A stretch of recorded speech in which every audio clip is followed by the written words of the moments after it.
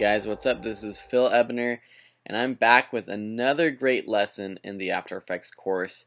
Today is actually the most important lesson that I'll ever share with you about working with After Effects, and we're talking about keyframes. Keyframes are the basis of basically everything you do in After Effects. It's the basis of any motion, any transition, any rotation, anything that you do in After Effects to create animation is done with keyframes. So pay attention. So what is a keyframe?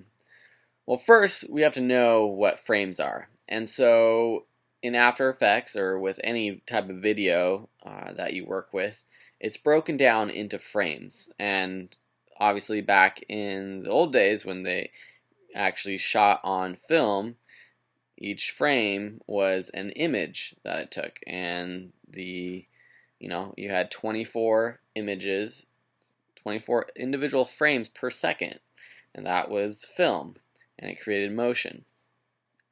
And still we break down our video into frames in digital form. So you have a frame rate, whether it's 23.98 frames per second or 60. We have frame rates. And so now in After Effects, I'm going to show you when we zoom in onto our timeline, you can tell that our timeline is broken up into frames. So we can see 1 frame, 2 frame, 3 frame, 4 frame, 5 frame. So those are frames.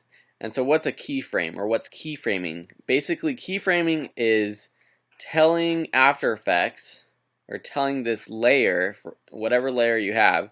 So for example, we have this text layer.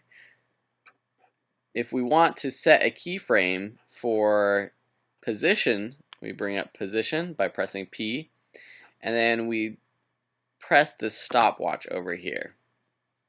And so right there, what we're telling After Effects is we're saying at 5 frames, we want our keyframe title to be in this position at 642.5 and 379.7 pixels. And so that's all great and good, but then what do we do to create motion? We have to go further in time, so we'll go to 10 frames, and then we will move this. And as you can see, now we have this line between the first position and the last position, and in between our keyframe moves, and this creates motion. Our text moves. And that is the basics of keyframes. Basically setting points in time and telling your layer to do something at those points in time. So you can set a keyframe for rotation at one point, and then later you set another keyframe for a different rotation if you increase rotation, and that creates an animated rotation. And so again, to set a keyframe, you go on your timeline, and if you don't have any keyframes first, you just press the stopwatch button. And then you will notice that if you go ahead and forward in time, the stopwatch is already highlighted, and if you press it again, it will delete any of the keyframes you have. So you want to press this diamond over here, add or remove keyframe at current time.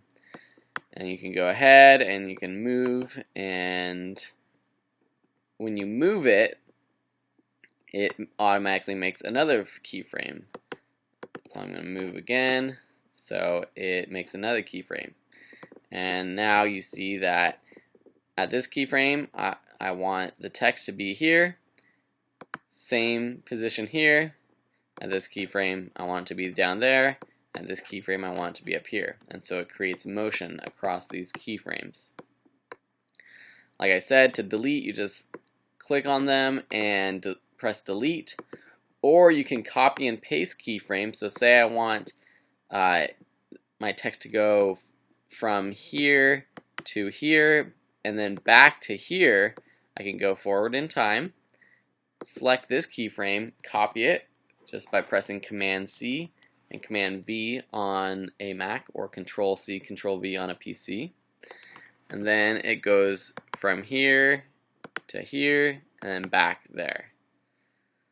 So I'm going to spend a lot more time on this and going over all the different types of keyframe animations you can do in the next few lessons. But for now, I hope you understand what a keyframe is. It's basically setting a point in time, a certain aspect of your function of your layer, whether it's position, rotation, opacity, size. Any of these things you can set keyframes, and of course we're going to be doing that with effects, and that's how we create different animations. So I hope you're excited. I hope I explained that thoroughly enough, and if you have any questions, please let me know. But otherwise, I'll see you in the next lessons when we'll be talking about types of animations in After Effects. Thanks for watching, and I'll see you next time.